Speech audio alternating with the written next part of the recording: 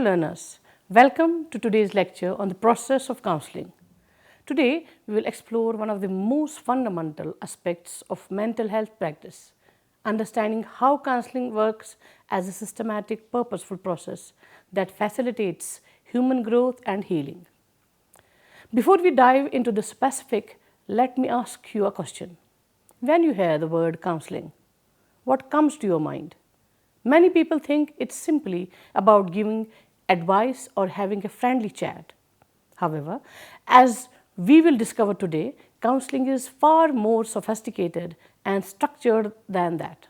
It's a professional practice that has evolved over decades, incorporating research-based methods and ethical principles to create meaningful change in people's lives.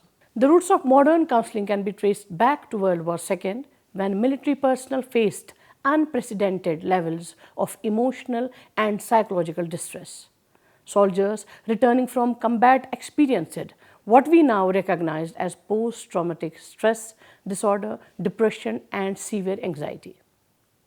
Mental health professionals of that era were compelled to develop systematic approaches to help these individuals cope with their trauma and reintegrate into civilian life. What began as an urgent response to wartime trauma has evolved into a comprehensive field that addresses the complex psychological challenges of our modern world. Today, as we face increasing rate of stress, depression, and anxiety driven by rapid societal changes, counseling has become more relevant than ever. The fast pace of modern development affects both our physical and mental well-being. Technology, social media, economic pressure, changing family structures, and global uncertainties all contribute to a growing need for professional mental health support. This is why understanding the counseling process is so crucial for anyone entering the helping professions. So, what exactly is counseling? The counseling process can be understood as a structured method through which one individual, the counselor, supports another, the client, in gaining clarity about their life circumstances and making informed decisions for future action. It's a collaborative journey where clients identify their goals while counselors provide guidance to help articulate these goals as clearly and specifically as possible. This collaborative nature is crucial because people are naturally goal-oriented beings. When we have well-defined goals, both client and the counselor are more likely to stay focused and committed to the counseling journey. Through sharing experiences and concerns, clients confront underlying fears and direct their thoughts towards meaningful personal growth and resolution. This process is not about the counselor having all the answers, but rather about creating a space where clients can discover their own solutions and develop the skills to implement them. Let us focus upon the conceptual understanding of counseling. To delve deeper into what counseling really means, while often associated with giving advice, counseling is much more comprehensive. It is a professional, structured yet flexible helping relationship in which a trained counselor supports an individual in achieving greater self-awareness, making informed decisions, and fostering personal development through reflection, learning, and behavioral change. Think about this distinction for a moment. When a friend gives you advice, they are typically sharing their opinion about what you should do based on their own experiences or values. Counseling, however, operates on an entirely different principle. Rather telling clients what to do, counselors help clients explore their own thoughts, feelings, and options. This approach recognizes that clients are the experts on their own lives and experiences, while counselors bring professional expertise in facilitating the process of exploration and change. The counseling process involves a planned and purposeful dialogue between the counselor and the client. In this collaborative relationship, the counselor assists the client in identifying the sources of their difficulties and concerns, and together they work toward effective strategies for resolution. This dialogue is guided by theoretical frameworks, ethical principles, and evidence based practices that have been developed and refined over decades of research and clinical experience. As a process, counseling implies a gradual, goal directed progression. Hackney and Cormier, in their seminal 1989 work, described it as a sequence of steps through which counselor and client move in partnership towards greater insight and growth. This progression is neither random nor haphazard. It follows a logical sequence designed to maximize therapeutic outcomes while respecting the unique pace and needs of each individual client. It is important to understand that counseling is both an art and a science. The scientific aspect involves using research-based techniques and maintaining ethical standards, while the artistic aspect involves the skillful application of these techniques in ways that resonate with each unique client. This balance between structure and flexibility is what makes counseling both effective and personally meaningful for those who seek help. Let us look upon the core elements of the counseling process. The effectiveness of counseling rests on the several core elements that serve as the foundation for all therapeutic work. These elements aren't confined to any single stage or approach. Rather, they form the essential ingredients present throughout the entire counseling journey. Let me walk you through each of these critical elements, as understanding them will help you appreciate why counseling works and how to implement it effectively. First, we have to develop or talk about rapport building. Establishing a trusting and respectful relationship between counselor and the client is absolutely cornerstone to effective counseling. This involves creating a non-threatening, empathetic, and supportive environment where clients feel emotionally safe and understood. When rapport is strong, it promotes openness and encourages client to share their thoughts and emotions freely, which is essential for meaningful progress.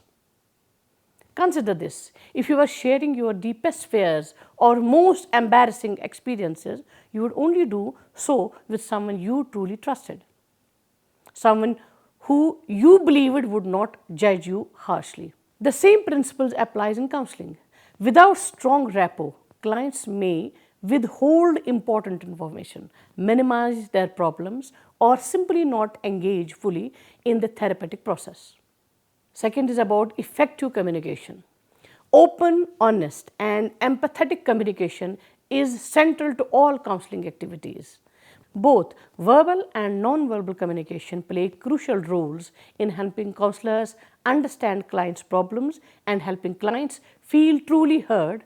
Active listening, appropriate questioning, summarizing, and clarifying are vital tools that enhance interaction quality and build mutual understanding. Effective communication in counseling goes beyond just hearing words. It involves paying attention to tones of voice, body language, what is not said, and the emotions underlying the client's expressions. Counselors must also be aware of their own communication style and how it affects the client. A raised eyebrow, a shift in posture, or even silence can convey powerful messages. Third, we must consider confidentiality. This is a critical ethical element in counseling. Clients must feel confident that what they disclose will remain private with only legally and ethically defined exceptions. This assurance fosters trust and encourages honest expression of thoughts, fears, and experiences. Without the promise of confidentiality, many clients would never feel safe enough to discuss the issues that matter most. The exceptions to confidentiality are clearly defined and typically include situations where there is imminent danger to the client or others. Suspected child or elder abuse or court-ordered disclosure. These exceptions are explained to clients at the beginning of the counseling relationship, so there are no surprise later. Fourth is professional competence. A professionally trained and ethically grounded counselor is essential for effective practice. Counselors must possess adequate theoretical knowledge, practical skills, and emotional maturity. This includes the ability to apply counseling techniques appropriately, respect boundaries, and maintain professional demeanor throughout the sessions. Professional competence is not a static quality. It requires ongoing education, supervision, and self reflection. Counselors must stay current with research in their field, participate in continuing education, and regularly examine their own biases and limitations. They must also recognize when a client's needs exceed their competence and make appropriate referrals. Fifth, we emphasize client empowerment. A key element of counseling is empowering clients, not imposing solutions. We help them develop self-awareness, confidence, and coping skills. Through the process, clients are encouraged to take responsibility for their choices, strengthen their autonomy, and become capable of managing their lives more effectively. This empowerment approach recognizes that lasting change comes from within. While counselors can provide guidance, support, and new perspectives, the client must ultimately do the work of change.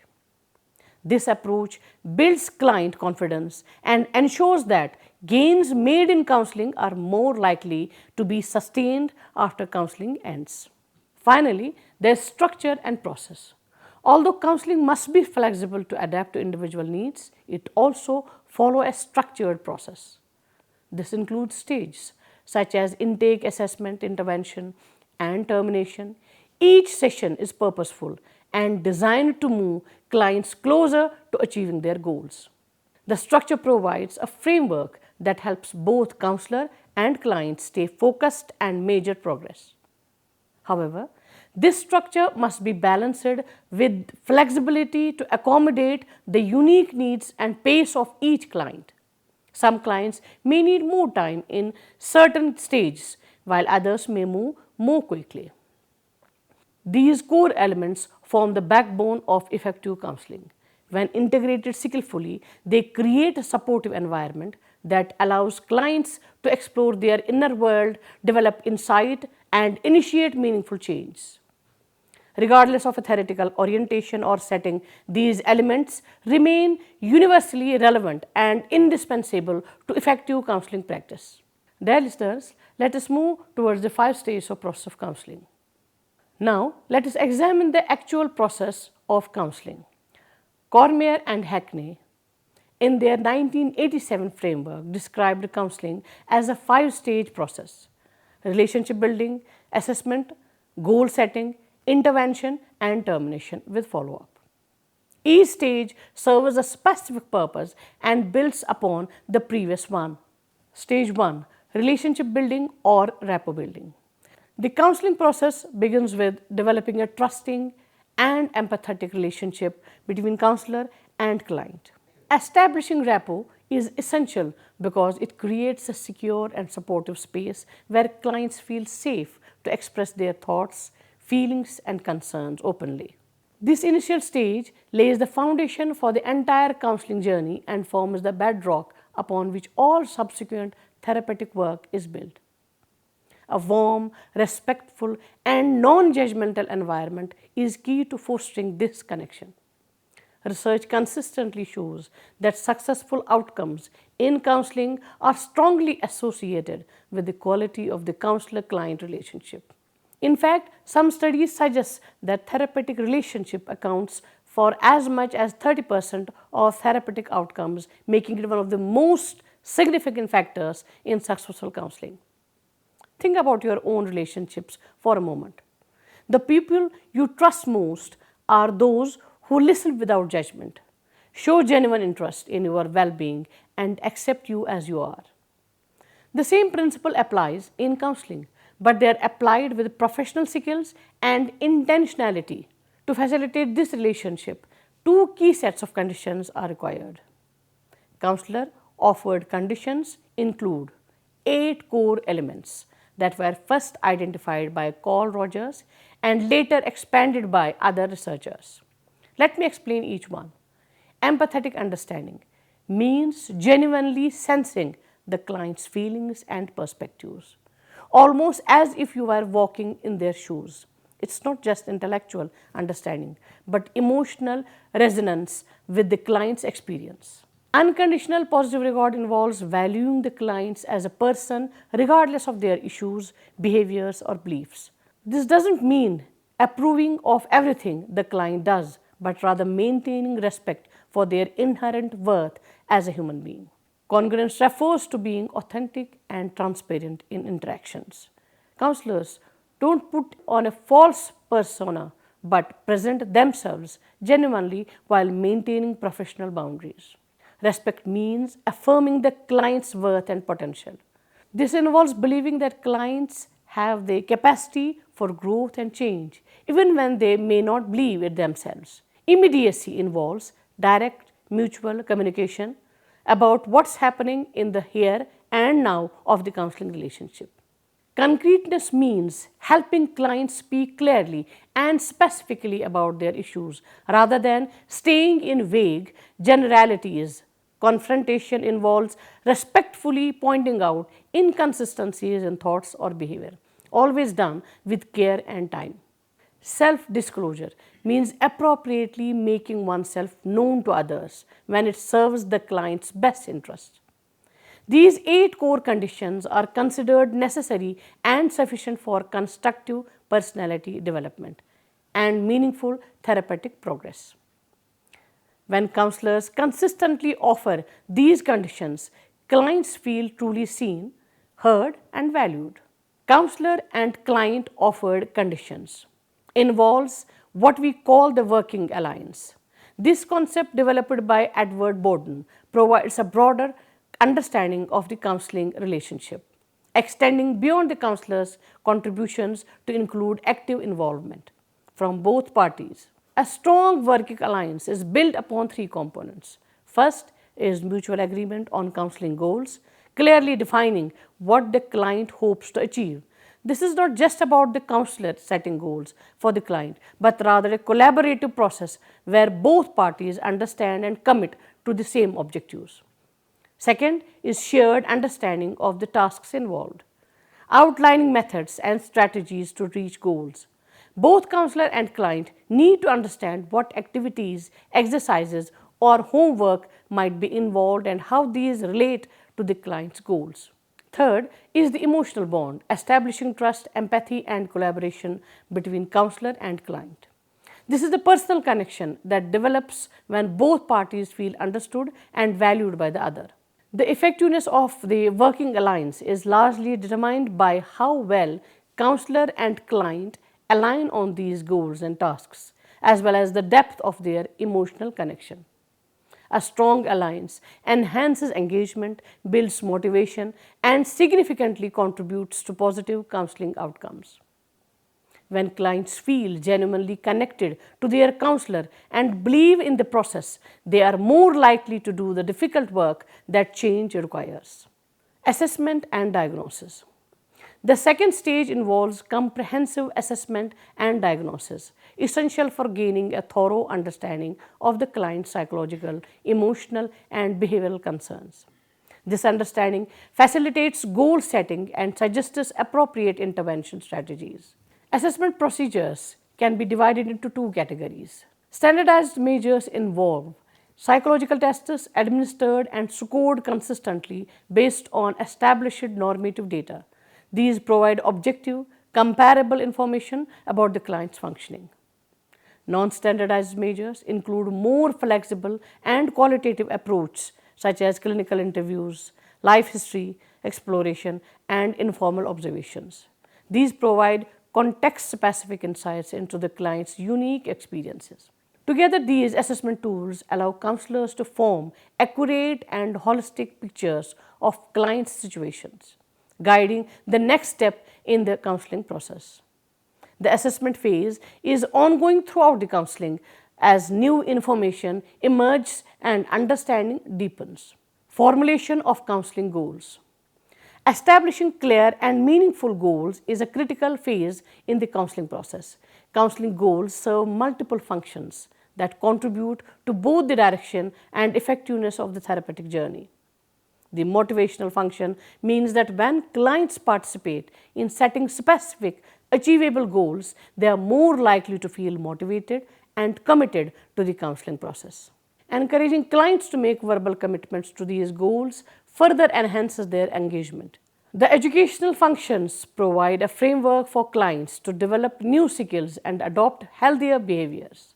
For instance, a goal of improving assertiveness can lead to targeted skill building that enhances interpersonal functioning. The evaluative function means that clearly defined goals allow both counselor and client to monitor and assess progress over time, ensuring that counseling remains focused and effective. Counseling goals can be categorized into two types. Process goals related to establishing and maintaining the relationship and overall structure of the counseling process. These are largely the counselor's responsibility and aim to create the supportive and effective environments. Outcome goals refer to specific change or results clients aim to achieve through counseling. These are mutually agreed upon and may evolve during the process. Common outcome goals include encouraging behavior change, strengthening coping skills, enhancing decision-making abilities, improving relationships, and facilitating the realization of client potential. Together, these goals serve as roadmaps for the counseling process, guiding both client and counselor toward meaningful and measurable change. Intervention and problem solving. At this stage, counselor and client collaboratively select intervention strategies to address the client's concerns. These interventions may take various forms, include individual, group, couples, or family counseling. The choice of approach depends largely on the nature of the problem. Individual counseling is often preferred for personal, interpersonal issues, while couple or family counseling is better suited for interpersonal conflicts such as relationship or family dynamics. The counselor plays a key role in guiding clients through this process by outlining available treatment options, clarifying roles and responsibilities of both parties, discussing potential risks and benefits, and providing estimates of duration and costs involved. Importantly, chosen intervention should align with clients' values, cultural backgrounds, and personal preferences. Counselors must also consider clients' strengths and limitations to tailor intervention effectively. Problem solving within counseling typically follows a structured 6-step model. Problem detection, that is recognizing that a problem exists. Problem definition, clearly understanding the nature of the problem. Identification of alternative solutions, exploring possible ways to resolve the issue. Decision making, selecting the most suitable course of action. Implementation, putting the chosen solution into practice. Verification, evaluating the effectiveness of the solution and making adjustment if necessary. This structured approach enables clients to actively engage in resolving their difficulties while building confidence and problem-solving skills for future challenges. Termination and follow-up. Termination marks the final phase of the counseling process and occurs when clients have addressed their primary concerns and are ready to move forward independently. This stage is not abrupt, rather it's carefully planned and conducted with mutual agreement between counselor and client. Setting clear termination dates helps prevent premature endings and reduces feeling of uncertainty or emotional discomfort. A structured approach is followed during the termination phase to ensure smooth transitions. Key steps include assessing the client's readiness for termination, informing the client well in advance about the approaching end of the counseling, engaging in discussions regarding their preparedness for closure, reviewing progress made and action plan followed, reinforcing the client's active role in achieving change, cautioning against premature sense of recovery, providing guidance for maintaining gains made in counseling, planning follow-up sessions to monitor continuing progress, and reassuring clients of the counselor's availability if future support is needed. It's important that termination is scheduled several weeks ahead, giving clients time to prepare emotionally and practically.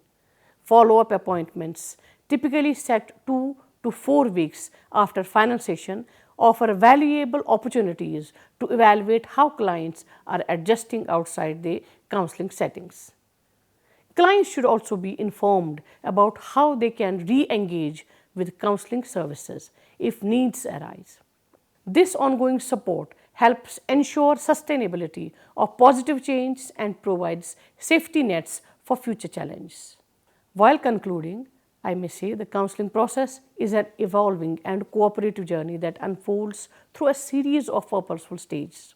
It starts with establishing trusting relationships, then moves into understanding clients' concerns, setting goals, and implementing appropriate strategies for change. The process culminates in reviewing progress and refining courses of action as needed. At every stage, the focus remains on empowering clients, equipping them with awareness skills and confidence to navigate difficulties and achieve personal goals.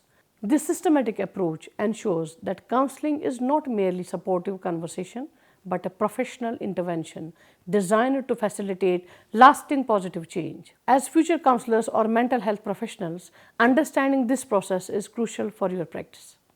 Remember that while each client is unique, having a structured framework provides the foundation for effective therapeutic work. The process we have discussed today serves as your roadmap, flexible enough to accommodate individual needs, yet structured enough to ensure consistent ethical and effective practice. Thank you for your attention today. I hope this overview of the counseling process provides you with a solid foundation for understanding how therapeutic change occurs and how you can facilitate it in your future practice. Have a good day.